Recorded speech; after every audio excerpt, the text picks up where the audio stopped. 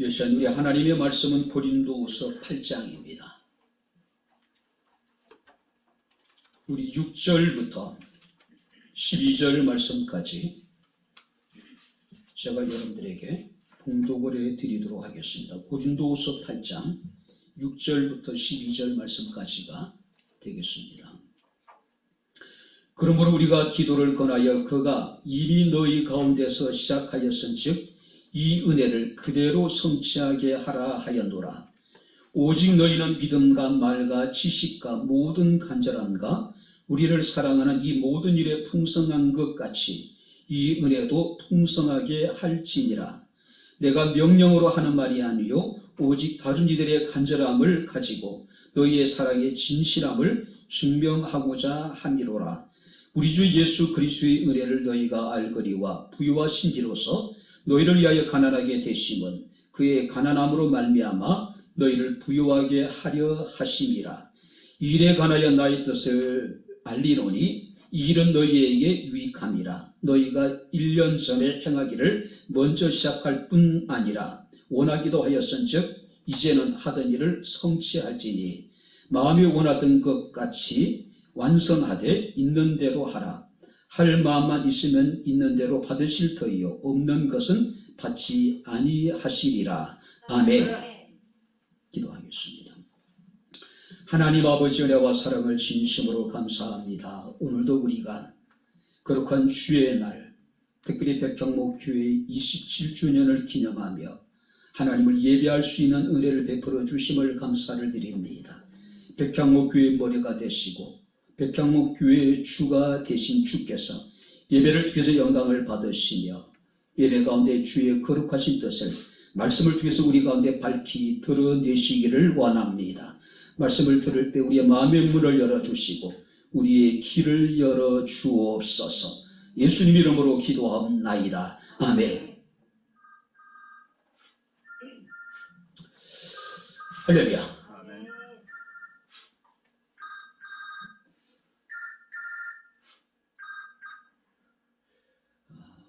오늘은 백향목교회가 파주에 세워진 지 27년이 되는 해입니다.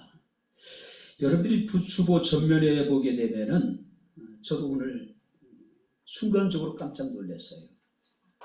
왜냐하면은 교회 설립에 대해서 1994년 6월 6일 그 다음에 오늘 날짜에 대해서 2021년 6월 6일 그래가지고 혹시 내가 주보를 잘못 작성했나 순간적으로 혼란스러웠습니다.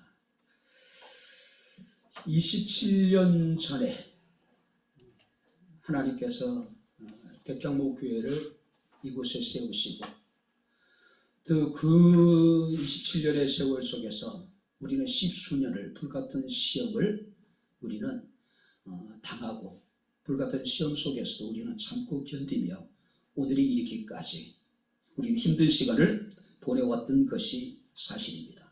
하지만 하나님께서 여기까지 우리 백향목교회 가운데 함께 하셨고 지금도 우리 백향목교회 가운데 함께 하실 것이고 그가 앞으로도 우리 백향목교회에 나아갈 길을 친히 앞서 행하시며 우리의 길을 인도하시고 지도하심을 우리는 믿어 의심하지 않습니다.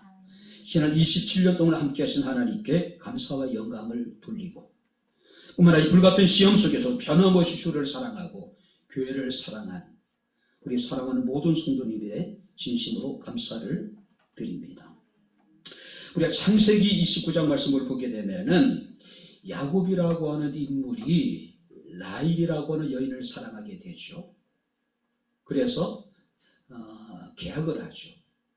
그 라헬을 아내로 얻는 조건으로 그 외삼촌 나발의 집에서 7년을 봉사를 하게 됩니다. 근데 성경 말씀을 보게 되면은 야곱이 라헬을 연애하는 까닭에 7년을 수일같이 여겼다라고 이야기합니다. 개혁 성경을 보게 되면은.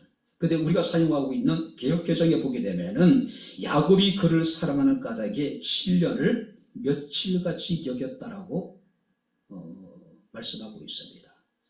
27년을 어쩌면 우리는 수일처럼 27년이라는 긴 세월을 우리는 며칠처럼 우리가 그렇게 섬겨오지 않았는지 전 그랬으면 좋겠습니다.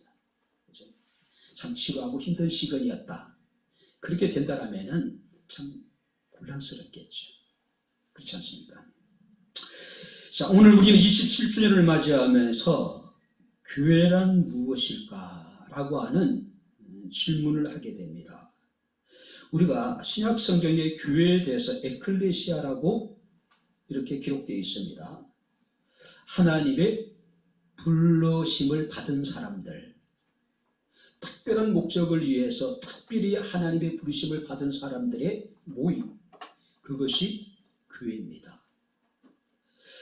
구약에서는 칼이라고 하는 단어를 사용하는데 이스라엘의 종교적인 회중을 의미합니다. 뿐만 아니라 니나고그라고 하는 단어를 사용하기도 하는데 유대인의 모임이나 또 유대인의 그 회당을 상징하기도 합니다. 자, 교회는 여러 가지 고유한 기능이 있는데요. 첫 번째가 뭐냐면은 교회는 하나님께 예배를 드리는 곳입니다. 교회의 최고의 사명은 뭐냐면은 하나님께 예배 드리는 것입니다. 어쩌면 하나님께서 인간을 창조하신 목적도 뭡니까? 하나님을 찬송하는 것이고 하나님께 나와 마음을 모으고 뜻을 모으고 정성을 모아 주를 예배하는 것. 예배가 없는 교회는 단순한 건물에 지나지 않습니다. 우리 백향목 교회가 이전에 이동 원조 갈비집을 지금 우리가 인수해서 우리가 지금 교회로 사용하고 있죠. 이곳에 백향목 교회가 들어오기 전까지는 사람들에게 이 건물은 원조 이동 갈비집이고 또 도리스라고 하는 국수집이었습니다. 근데 우리가 이곳을 매매를 해서 이곳에 와서 예배를 드림으로 이 건물은 하나님의 거룩한 성전이라고 사람들에게 이제 불려지게 되는 거예요.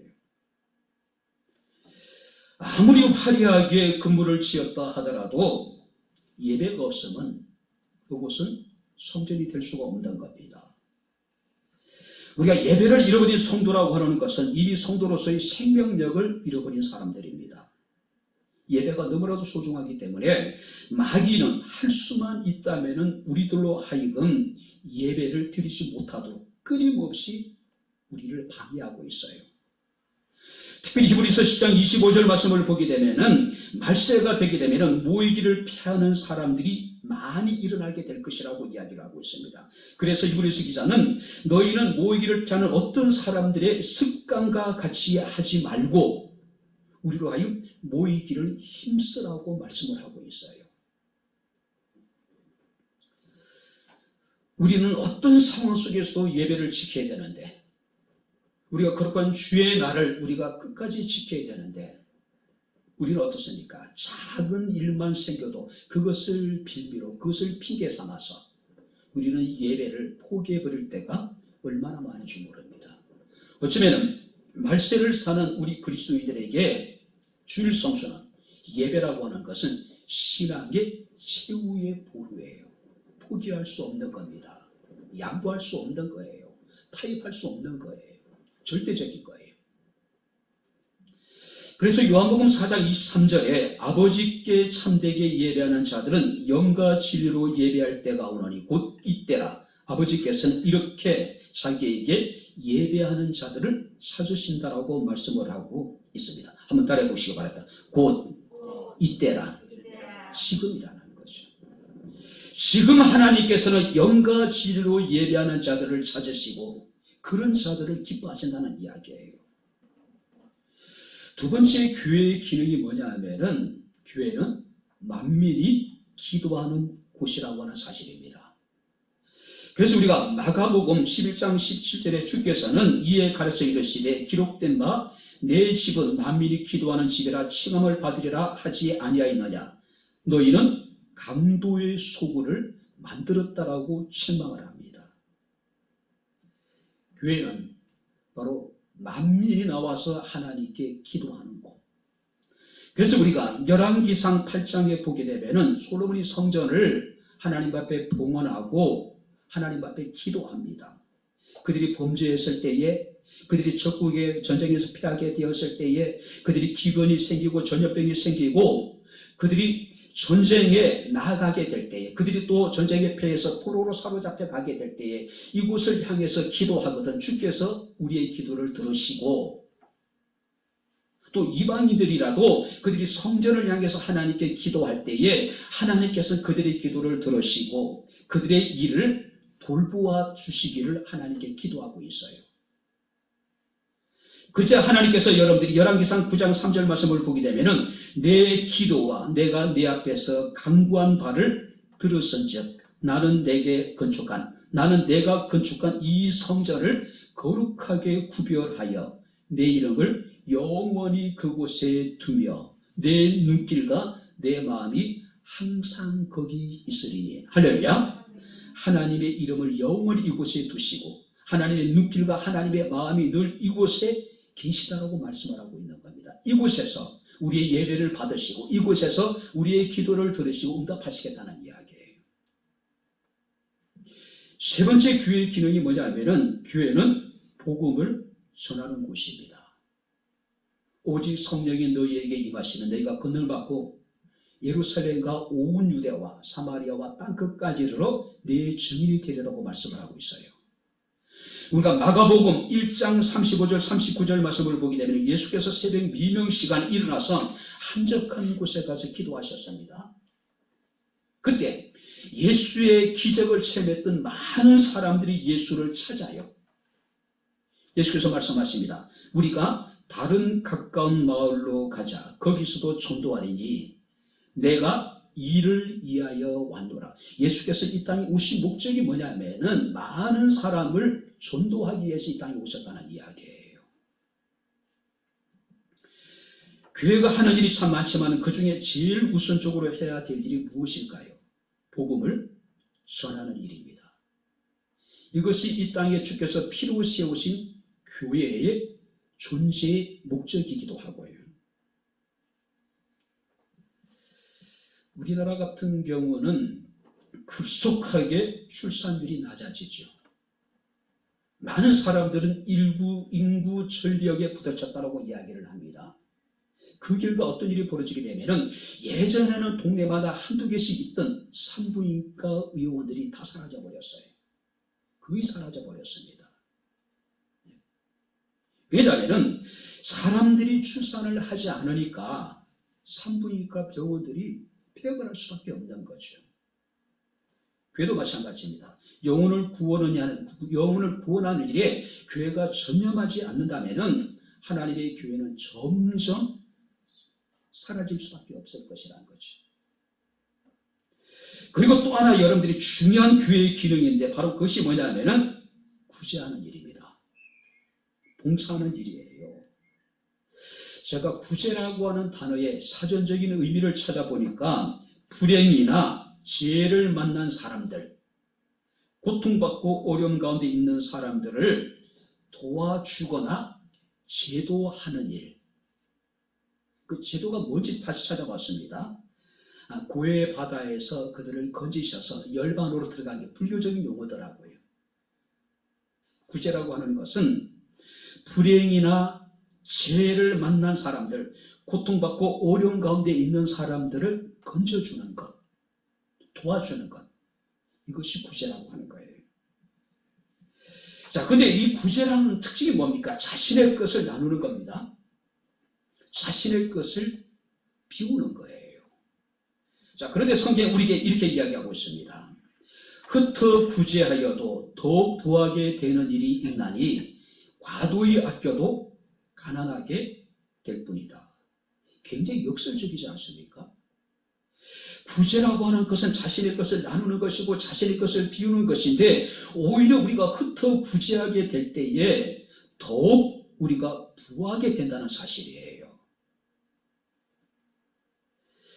이것이 가능한 이유에 대해서 솔로몬은 잠언서 19장 17절에 이렇게 말하고 있습니다. 가난한 자를 불쌍히 여기는 것은 여호와께 꾸어드리는 것이니 그의 선행을 그에게 갚아주시리라. 무슨 얘기일까요? 우리가 어려움에 처해 있는 사람들을 자신의 것을 나누고 자신을 비워서 우리가 구제를 하게 되면은 하나님이 우리가 행한 그 모든 선행에 대해서 친히 갚아주시겠다고 말씀하고 있어요. 우리가 다른 사람들에게 나누는 그 행위를 하나님께 우리가 꾸어주는 것이라고 이야기하고 있는 거예요. 우리가 구제하는 그 사람이 우리에게 대갚을 수 있는 능력이 없다 하더라도, 또 설사 그들이 우리에게 대갚아 주지 않는다 하더라도 오히려 구제를 많이 한 사람들이 부유하게 될 것이다. 왜? 하나님께 구워주는 것이고 하나님이 반드시 갚아주시겠다고 말씀을 하고 있습니다. 우리 백향목교회가 비록 작은 교회지만은 이런 교회의 기능에 정말로 충실한 아름다운 믿음의 교회가 될 수 있기를 주의 이름으로 축원합니다. 자, 오늘 본 말씀을 보게 되면은 사도 바울은 고린도후서 7장까지는 자신의 사도직에 대해서 변호를 해요. 자, 그러면서 이제 갑자기 8장에 와서는요, 고린도 교회 성도들의 구제 헌금에 대해서 지금 언급을 하고 있습니다. 여기서 말하는 구제 헌금이라고 하는 것은 당시에 예루살렘에 극심한 기근이 들어요. 가뜩이나 빈곤층의 사람들이 많았는데 거기다 기근까지 닥치다 보니까 예루살렘 교회 성도들의 생활이라는 것은 굉장히 궁핍할 수밖에 없는 거예요. 그래서 사도 바울은 예루살렘 교회를 돕기 위해서 이방 교회들에게 함께 구제 헌금에 동참해 줄 것을 강조하게 됩니다. 왜냐하면 예루살렘 교회는 모든 교회의 모교회입니다.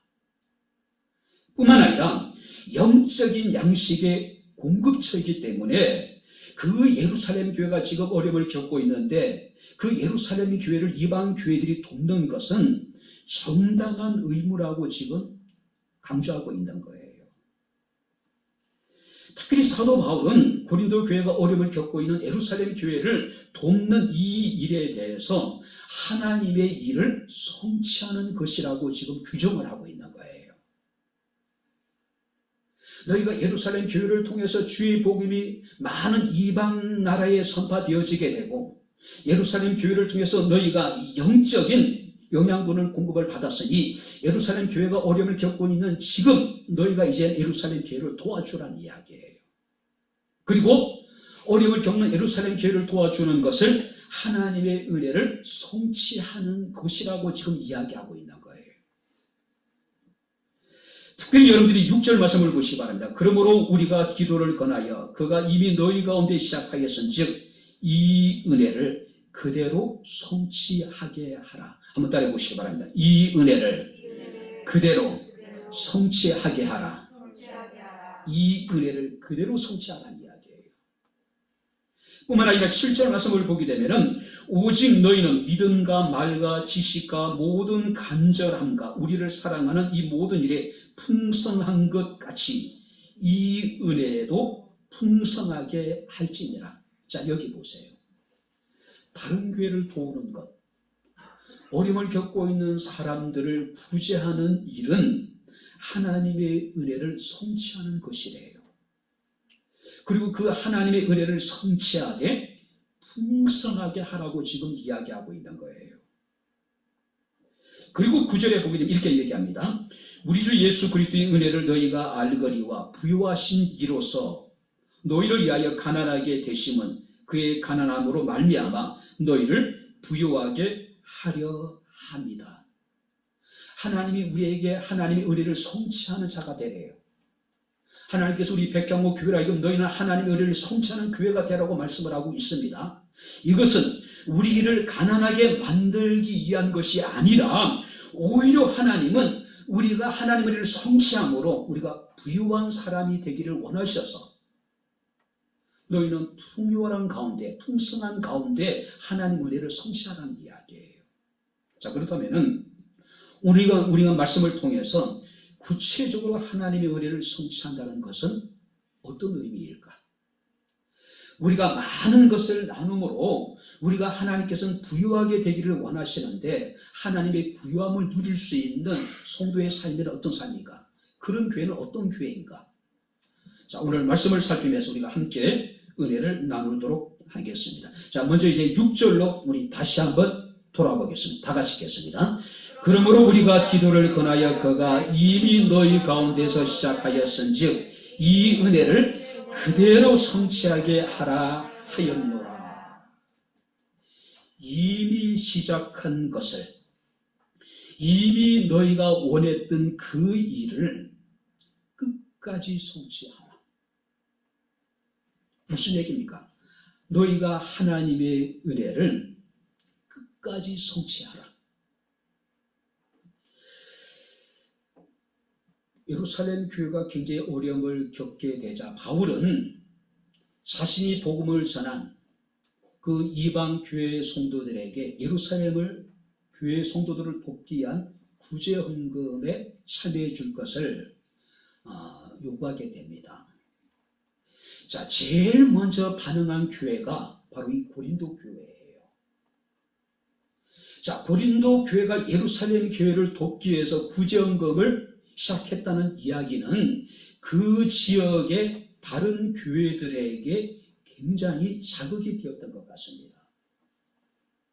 그래서 많은 이방 교회들이 어려움을 겪고 있는 예루살렘 교회를 돕기 위한 구제헌금에 함께 동참을 하게 돼요. 그런데 문제는 이미 1년이라는 시간이 지났음에도 불구하고 이 고린도 교회는 아무 일도 하지 않은 거예요. 다른 교회들이 고린도 교회를 통해서 자극을 받아서 십시일반으로 어려움을 겪고 있는 예루살렘 교회를 돕기 위해서 구제헌금을 하고 있을 때에 정작 고린도 교회 성도들은 뒷짐을 지고 있었다는 이야기예요. 그래서 바울은 고린도 교회 성도들에게 이미 너희 가운데 시작하였은즉 이 은혜를 그대로 성취하라. 너희가 처음에 가졌던 그 마음, 그것을 잊어버리지 말고 너희가 처음에 생각했던 그 일을 그대로 성취하라는 이야기예요. 그대로. 바울은 이미 1절부터 5절 말씀을 보게 되면 이런 이야기를 하기 전에 마케도니아 지역의 교회들에 대해서 이야기를 합니다. 마케도니아에는 적지 않은 교회들이 있었는데 그 대부분의 교회들이 극심한 환난으로 시련을 겪고 있었어요. 또 그들은 굉장히 가난 속에 허덕이고 있었습니다. 그래도 불구하고 마케도니아 지역의 교회들은 넘치는 기쁨으로 풍성한 연보를 넘치도록 했다. 그들은 힘에 진하도록 이 은혜와 성도를 섬기는 일에 참여했다라고 이야기를 하고 있어요. 그리고 난 다음에 고린도 교회 성도들에게 이미 너희 가운데서 시작하였은즉 이 은혜를 그대로 성취하라고 이야기하고 있는 거예요. 마케도니아 지역의 교회들, 바울이 기대했던 것 이상으로 그들은 힘에 진하도록 어려움을 겪고 있는 예루살렘 교회를 돕기 위해서 구제헌금에 동참을 했습니다. 유진 피터슨의 매질 성경에 보게 되면 5절 말씀을 이렇게 번역해 놨습니다. 그것은 순전히 자발적인 활동이었고, 그러니까 마케도니아 교회 성도들이 극심한 환난과 시련과 가난 속에서도 풍성한 연보를 했답니다. 그런데 이런 그들의 행위에 대해서 순전히 자발적인 활동이었고 그들을 스스로 생각해낸 아이디어였다. 우리가 전혀 예상하지 못한 일이었다. 무슨 얘기입니까? 바울도 마케도니아 지역의 교회들이 이렇게까지 열정적으로 적극적으로 어려움을 겪는 예루살렘 교회를 위해서 구제헌금에 동참할 줄 생각 못했다는 이야기예요. 그들은 먼저 자신을 송두리째 하나님께 드리고 우리에게도 맡겼다라고 이야기를 하고 있어요. 자, 그 지역의 가장 큰 고린도 교회는 어려움을 겪는 교회에 대해서 지금 도와야 된다는 당위성은 인정을 했어요. 근데 실제적으로 그들은 아무 일도 하지 않았습니다.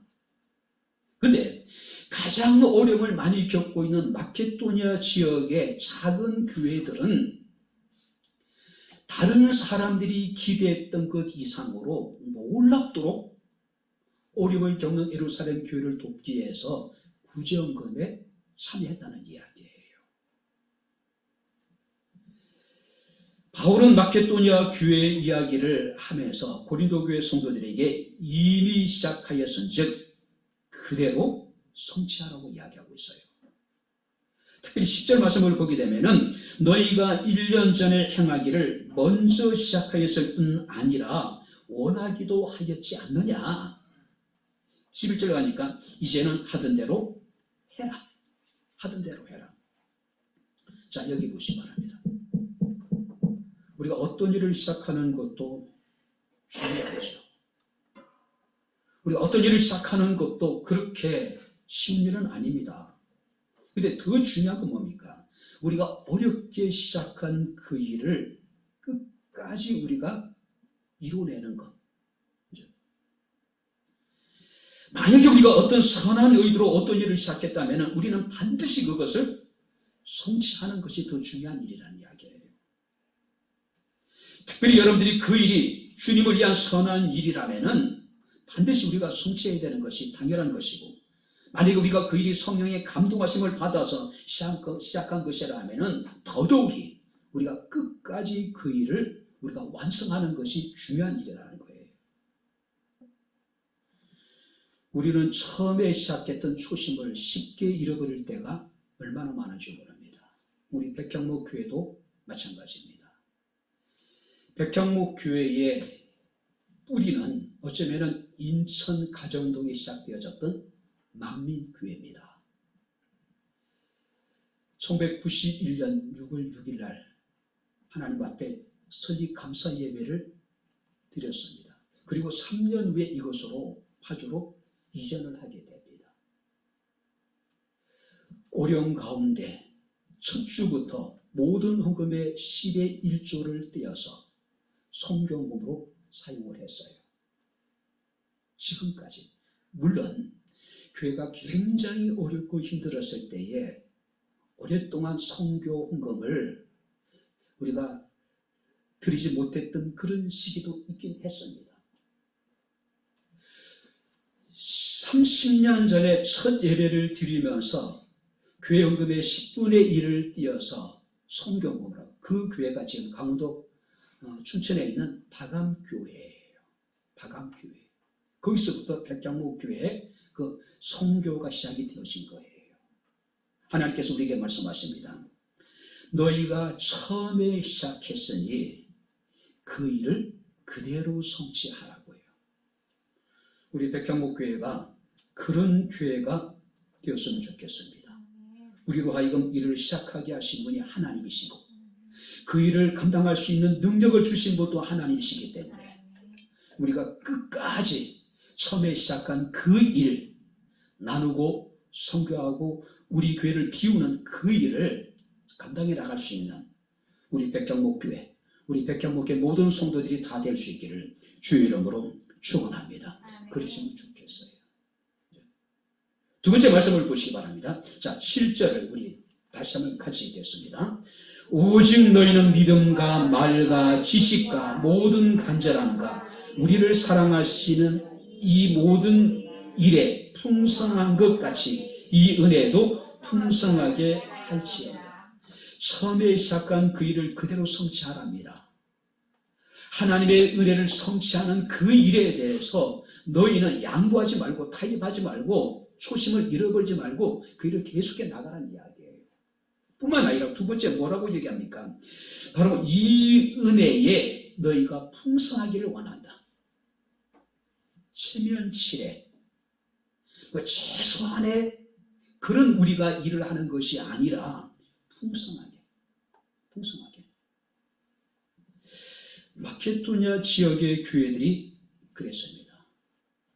환난의 많은 시련, 극심한 가난 중에도 그들은 넘치는 기쁨으로 풍성한 연보를 하나님 앞에 드렸답니다. 넘치도록 했대요.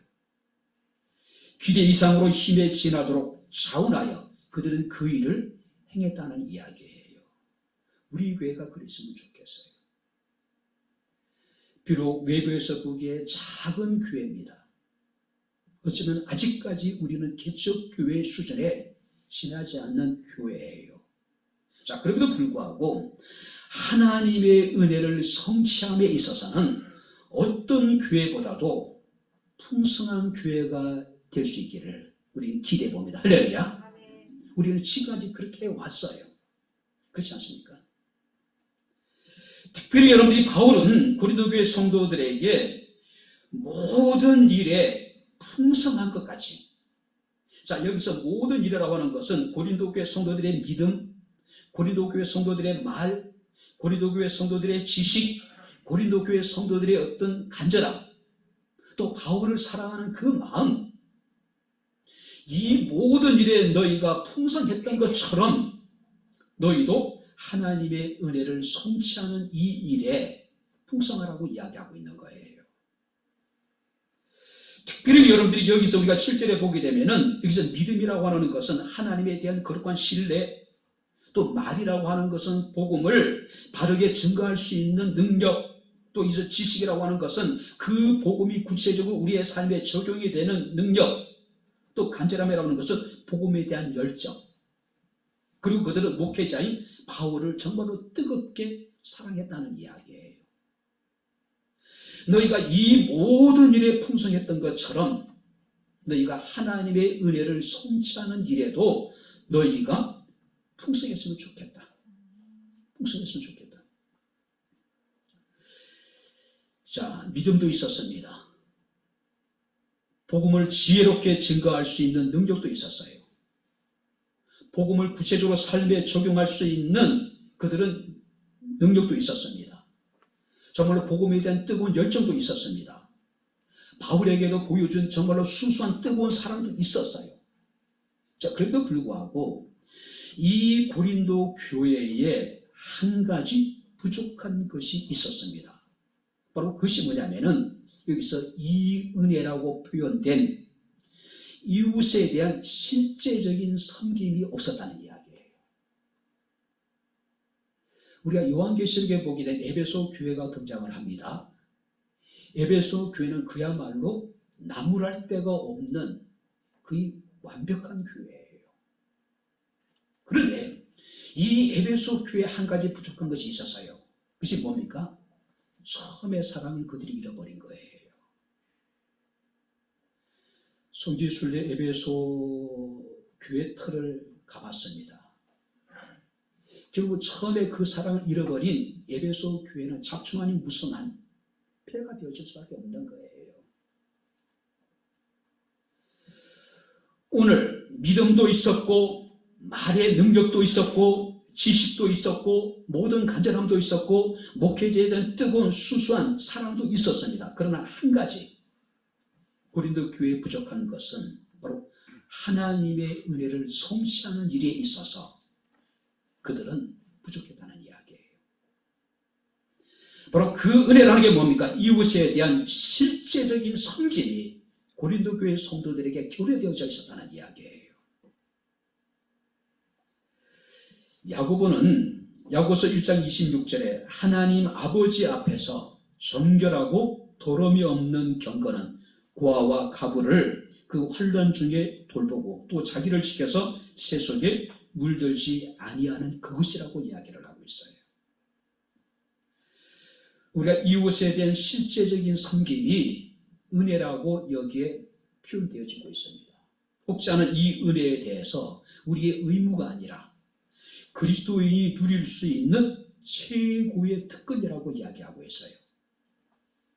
그리스도인만이 누릴 수 있는 특전이라고 이야기를 하고 있습니다. 오늘 우리의 모습은 어떻습니까? 고린도 교회 성도들에게 있어서 내적인 성숙은 있었습니다. 근데 문제가 뭐예요? 그들에게는 외적인 성숙, 다시 말해서 이웃에 대해서 실제적으로 그들은 자신의 것을 나누는 일에, 이웃을 섬기는 일에는 인색했다는 이야기예요. 그래서 바울은 그들에게 이릅니다. 하나님의 은혜에도 너희가 풍성하기를 원한다. 믿음에 있어서, 말에 있어서, 지식과 간절함과 사랑에 있어서 그들이 풍성했던 것처럼, 내적인 그들이 그 영적으로 풍성했던 것처럼 그들이 외적으로도 교회 밖에 있는 다른 사람에 대해서 실제 섬김을 통해서 내가 외적으로도 좀 풍성한 그런 교회가 됐으면 좋겠다. 이것이 바울의 이야기예요. 사도 바울은 이미 고린도 교회 성도들에게 고린도전서 10장에 이런 이야기합니다. 먹든지 마시든지 무엇을 하든지 다 하나님의 영광을 위하여 하라. 너희는 유대인이나 헬라인이나 하나님의 교회에 그치는 자가 되지 말라고 이야기합니다. 뿐만 아니라 너희는 모든 일에 모든 사람을 기쁘게 하라. 자신의 유익을 구하지 말라고 이야기를 하고 있는 거예요. 오늘 사랑하는 성도 여러분들, 우리 백경로 교회가 이 하나님의 은혜를 성취하는데 부유한 교회가 되기를, 풍성한 교회가 될 수 있기를 주의 이름으로 축원합니다.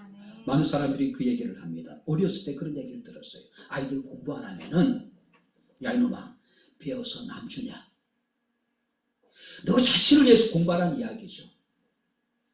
부모를 위해서 공부하는 것이 아니라 네 자신을 위해서 공부하는 거지가 열심히 공부하라는 이야기겠죠.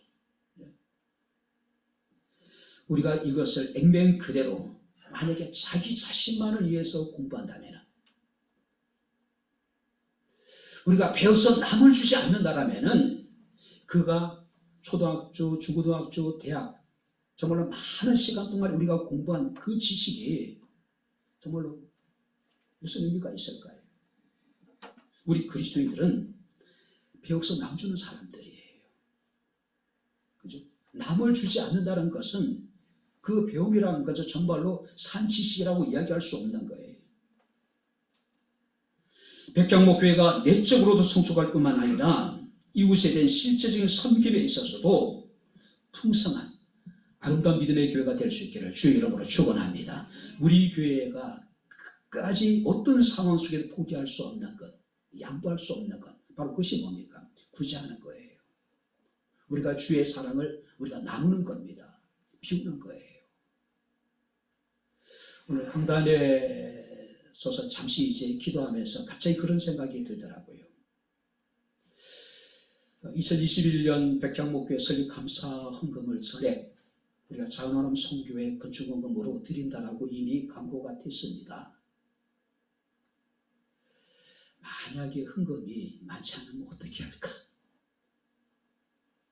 그리고 언뜻 떠오르는 게 뭐냐면은 건축 헌금이 있어요. 이미 이제 지난 연말에 결산을 해서 일부는 우리가 상환을 했습니다. 그리고 이제 남아있는 건축 헌금이 있더라고요. 하나님이 그것을 생각나게 하시는 거예요. 마음속으로 에이, 하나님 지금 우리도 힘든데, 우리도 결국 녹록지 않은데, 하나님께 우리에게 말씀하십니다. 너희가 내적으로 성숙한 것만큼 이웃을 섬기는 이웃의 나눔에 있어서도 너희가 풍성한 교회가 되라. 할렐루야. 우리 백향목교회 그랬으면 좋겠어요. 코로나로 인하여서 우리는 거의 1년 반을 우리가 에렌의 성교회가 지금 아무 일도 하지 못하고 있죠. 우리가 직접 시설에 찾아가서 식사 봉사를 하고, 직접 우리가 교도소에 찾아가서 교회 행사를 하고, 지금 아무것도 못하고 있잖아요. 자, 그래도 불구하고 감동된 성도들의 헌신을 통해서 우리는 어떻습니까? 계속해서 직접 가서 우리가 음식을 해서 그들에게 섬기지 못하지만은 재료를 준비해서 그 시설에 전해주는 겁니다. 왜 들어갈 수 없으니까요. 저는 그런 우리 교회의 모습을 보면서 스스로 감동을 받아요. 은혜를 받습니다. 너무너무 감사해요. 우리처럼 작은 교회가 이런 아름다운 하나님의 은혜를 성취하는 일에 하나님 앞에 쓰임을 받을 수 있다는 것이, 또 우리 백향목교회 성도들이 그 일에 하나님 앞에 쓰임을 받고 있다는 사실이 너무너무 감사한 거예요. 너무너무 은혜가 되는 겁니다. 오늘 바울은 이야기합니다. 너희가 내적 성숙을 이룬 것만큼 실제적으로 이웃을 섬김에 있어서도 풍성한 성도가 되고 풍성한 교회가 되랍니다. 정말로 주의 일에 인색한 성도들이 아니라 하나님의 거룩한 일에, 선한 일에, 하나님 은혜를 성취하는 일에 부유한 우리 백향목교회, 모든 성도들이 될 수 있기를 주 이름으로 축원합니다. 마지막으로 세 번째 보시기 바랍니다. 자, 8절을 우리 다시 한번 같이 읽겠습니다.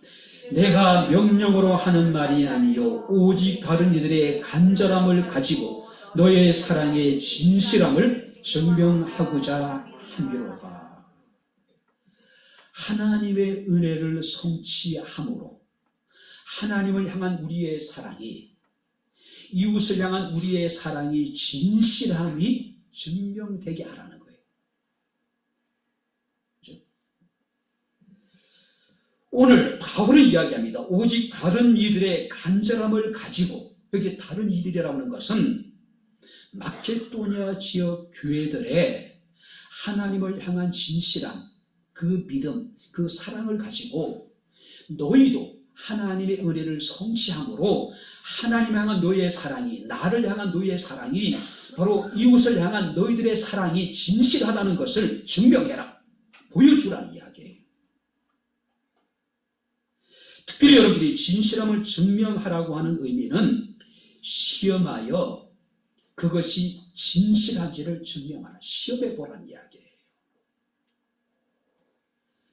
마케도니아 교회 성도들이 보여준 헌신적인 사랑, 바울은 그 사랑에 견주어서 너희도 마케도니아 지역의 교회에 못지않도록 하나님의 은혜를 성취하는 일에 너희가 풍성하기를 바란다. 말이 아니라 실제적인 섬김을 통해서 하나님을 향한 너희의 사랑이, 나를 향한 너희의 사랑이, 이웃을 향한 너희의 사랑이 진실되다는 것을 증명하라는 이야기예요. 증명하라.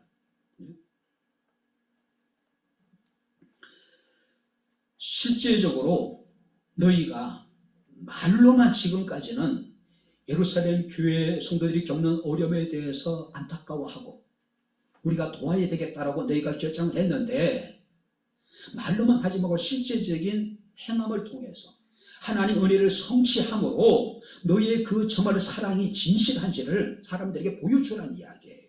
보여주라는 이야기예요. 우리가 누군가를 사랑하면은 반드시 그 사랑을 표현하는 행위가 따르죠.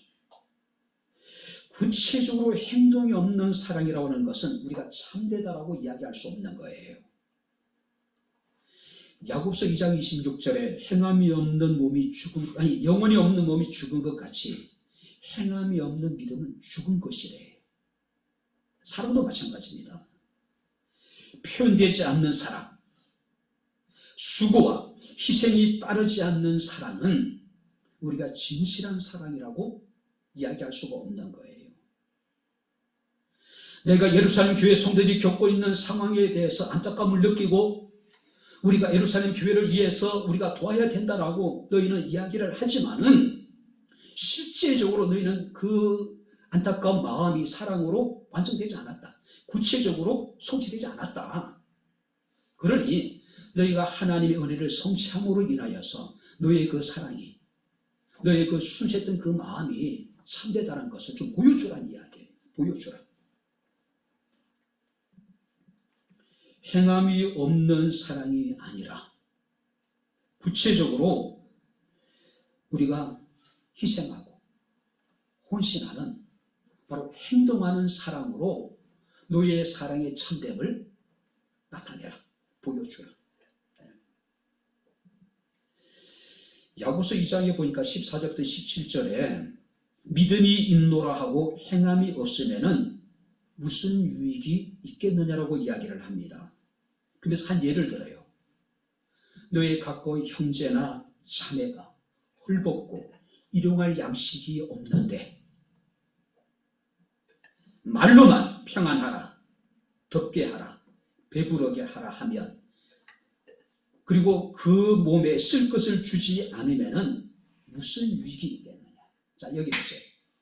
정말로 어렵고 힘든, 그런 상황에 처해 있는 사람 옆에 있는데 말로만 야 평안하게 지내, 야 몸을 좀 따뜻하게 해라, 야 좀 먹고 살아라, 먹고 좀 잘 먹고 좀 잘 살아라, 말만 하면 뭐 하겠냐, 그게 무슨 유익이 있겠냐는 이야기예요. 정말로 우리가 여러분들이 헐벗고 우리가 일용할 양식이 없는 사람들에게 필요한 건 뭡니까? 당장 몸을 따뜻하게 할 수 있는 한 벌의 옷이 필요한 거예요. 당장 나의 허기를 해결해 줄 수 있는 한 끼의 양식이 필요한 거예요. 근데 사람들은 어떻습니까? 말만 하는 거예요. 행하지 않는 거예요. 수고하지 않는 겁니다. 희생하지 않는 거예요. 30년 전에 인천에서 목회를 시작할 때에 시찰장이 저희 교회 임시 당회장이 됐습니다. 그러니까 임시 당회장이 주일날 와서 공동회의를 개최를 했어요. 제 나름대로 기대가 있었어요. 잘 아는 선배 목사고. 이제 공동회의를 끝나고 난 다음에 잔뜩 기대를 했습니다. 혹시 우리 교회 성경금을 보내주지 않으실까? 정말로 힘든 상황이었어요. 근데 목사님이 전혀 예상하지 못했던 이런 얘기를 하시는 거예요. 주보에 보니까 벌써부터 선교를 하는 교회네, 선교하는 교회는 도와주면 안 된대요. 그래서 당신이 여기 올 때는 내가 이 교회의 선교금을 우리 교회가 좀 도와주겠다고 생각하고 왔는데 주보에 보니까 강원도에 있는 모 교회를 우리가 선교함을 보낸다는 광고를 보고 주보를 보고 이런 교회는 도와주면 안 된다고 그러고 그냥 가버리시더라고요. 그러니까 너무 속이 상하는 거예요.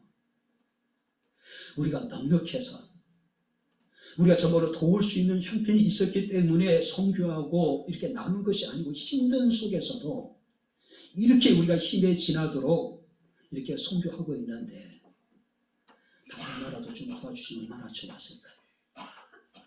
한국사 열심히 목회해, 잘 될 거야, 걱정하지 마. 근데 공허하게 들리는 거예요.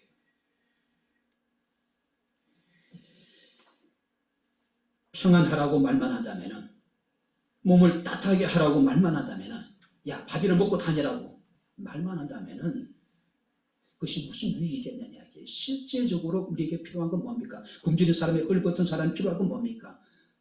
몸을 따뜻하게 해주는 옷 한 벌이 필요한 거예요. 당장 끼니를 해결해 줄 수 있는 이러한 양식이 필요한 거죠. 오늘 사도 바울은 고린도 교회 성도들에게 이야기를 합니다. 너희가 실제로 섬김을 통해서, 너희의 수고와 너희 희생을 통해서 하나님을 향한 너희의 사랑이 참되다는 것을, 또 우리가 이웃을 향한 우리의 사랑이 참되다는 것을 실제적으로 증명해 보이라는 이야기예요. 보여주라는 이야기예요. 안 믿는 사람들에게 아무리 천사의 말을 한다 하더라도 그것이 실제적으로 사람들에게 유익한 것으로 실제적인 섬김으로 나타나지 않는다면은 그 천사의 말이 울리는 꽹과리와 무슨 다를 것이 있겠냐는 얘기예요. 이제 말씀을 정리하도록 하겠습니다. 김용복 장로님이란 분이 계십니다. 끝없이 도전하고 아낌없이 나눠줘라. 아주 가난한 농부의 아들로 태어났고 3살 때 어머니가 세상을 떠나 참 천신만고 끝에 이제 주경야독을 하면서 미군 부대에서 일을 하고 운전을 하고, 그래서 이제 대학을 졸업하고 사우디로 갑니다. 사우디는 굉장히 열대지방이잖아요. 그곳에서 채소를 재배하는 사업을 했다가 쫄딱 망해요. 기쁜 자들과 절망에 술러서 세월을 보내다가 정말 믿음이 좋은 자매를 만나서 가정을 이루게 됩니다. 그가 은혜를 받게 돼요. 그러니까 다시 사우디에 가가지고 배추 농사를 시작하게 됩니다. 밀농사를 시작하게 돼요. 그야말로 대박을 터뜨리게 돼요. 사우디에서는 바로 그분에 대해서 거의 신화적인 인물로, 그러니까 농업에 있어서는 신화적인 인물로, 그가 이제 사우디 생활을 마치고 한국에 들어오게 돼요. 고향 강진에 가가지고 그 70만 평의 땅을 사둔 농장을 만듭니다. 그리고 용복 장학회라는 걸 만들어가지고 농어촌 지역의 청소년들의 자금을 지도를 해요. 그리고 100억 원을 투자해가지고 한 사람 농촌문화재단이라는 것을 만들어요. 지금은 이제 은퇴를 하셨고요. 근데 그분이 이제 이런 얘기를 합니다. 내 재산은 장기까지도 필요한 것에 사용해라. 그 유서에 보게 되면 매년 그는 연초가 된 유서를 쓴대요. 내 목의 재산은 물론 내 장기까지도 꼭 필요한 것에 다 사용해라. 그리고 자신 죽고 난 다음에 나무 부동산까지 다 처분을 해서 불우한 어린이를 돕는 일에 다 사용을 해라.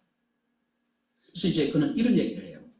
돈은 분뇨와 같아서 한 사람이 너무 오래 가지고 있으면 부패하고 구린내가 난다. 그러나 적절한 시기에 필요한 사람에게 나누면 향기가 나고 비료가 되고 죽어가는 생명도 살릴 수 있다라고 이야기를 해요. 돈은 쌓아두면 부패하게 되고 돈은 쌓아두게 되면 구린내가 난대요. 근데 사람에게 나누면은 그것이 향기가 나고 그것을 사람을 살리는 비료가 되고 죽어가는 생명도 살릴 수 있다라고 이야기를 하고 있어요.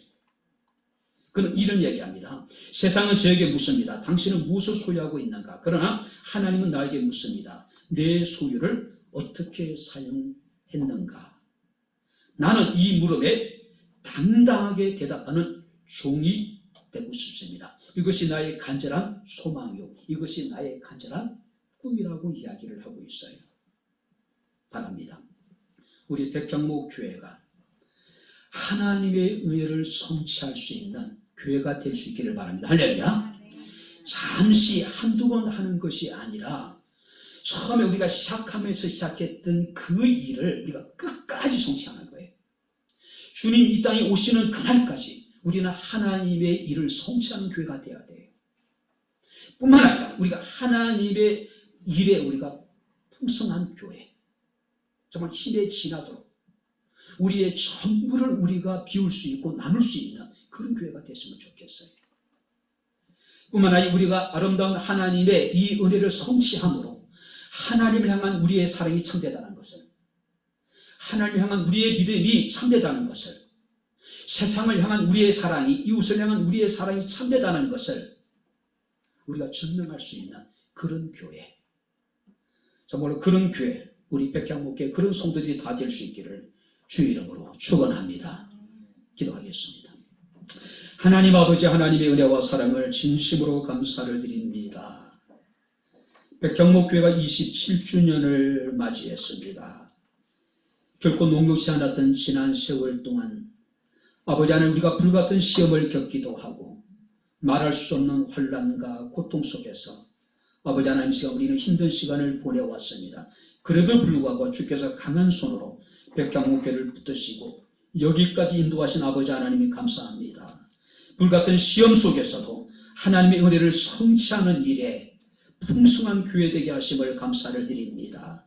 시작하게 하신 그 일을 끝까지 우리가 성취할 뿐만 아니라 하나님의 은혜를 성취하는 일에 부유한 교회가 되게 하시고 하나님의 은혜를 성취함으로 우리의 사랑이, 우리의 믿음이 참됨을 하나님 앞에, 사람 앞에 인정받을 수 있는 백향목교회와 백향목교회 모든 성도들이 되게 하옵소서. 예수님 이름으로 기도합나이다. 아멘. 이제는 우리 주 예수 그리스도의 은혜와 하나님의 크신 사랑과 성령님의 교통, 교제의 제 충만 역사 인도하시니 거룩한 주의 날 살아계신 하나님을 신령과 진정으로 예배하며 정말 하나님의 거룩하신 뜻을 이루며 하나님의 은혜를 성취함으로 우리의 믿음이, 우리의 사랑이 참됨을 삶 가운데 증가하기를 원하는 주의 사랑하는 모든 성도들과 저들의 가정과 직장과 사업장과 이 교회와 이 나라 이 민족 위에 지금부터 영원토록 함께 있을지어다. 아멘.